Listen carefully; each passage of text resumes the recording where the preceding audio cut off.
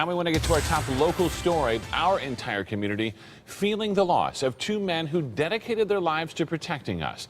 Firefighter Brad Harper was killed Saturday night after he was pinned between an ambulance and a fire truck while out on a call. That fire truck was driven by one of his fellow firefighters. Then, less than 12 hours later, Officer Daryl Raetz was run down and killed after he pulled over a suspected drunk driver.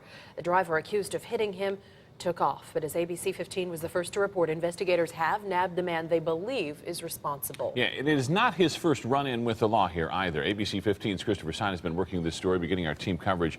Chris, this guy's in custody, but at this point not charged with the officer's death. You're exactly right. First off, and simply put, he is behind bars as detectives try and figure out if he was the one actually behind the wheel. And there are some interesting circumstances here. First, I want to show you some new images of the suspect's SUV. Take a look at this right here. You can see the front end damage right there, devastating. And an alert officer in Surprise spotted the truck. Phoenix police giving ABC 15 these photos because they still need help with information about the driver.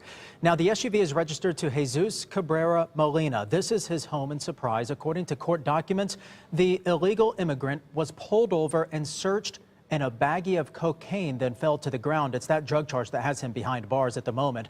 The document also states the 24-year-old is in fact a suspect in the hit-and-run death of the Phoenix police officer. It didn't appear anybody was at home when I went by there this afternoon, but this is certainly now a top priority investigation for the department.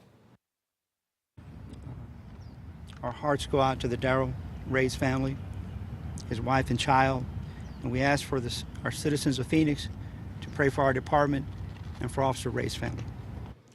Something else here. According to sources with information close to the situation, Molina has been arrested for DUI twice. In the past, he's now being held without bond because detectives believe that he could flee to Mexico, so a real concern there. Yeah, and I'm sure that they're going to be looking at if whoever was behind this wheel, were they impaired when this crash happened here.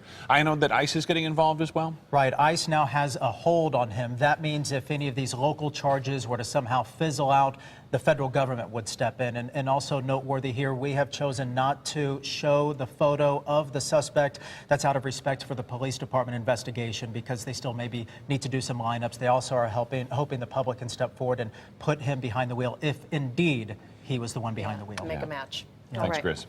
Well, right now, ABC 15's Corey Rangel is talking with friends of this fallen officer. Coming up at 5, what they want you to know about Officer Raetz. And less than 12 hours.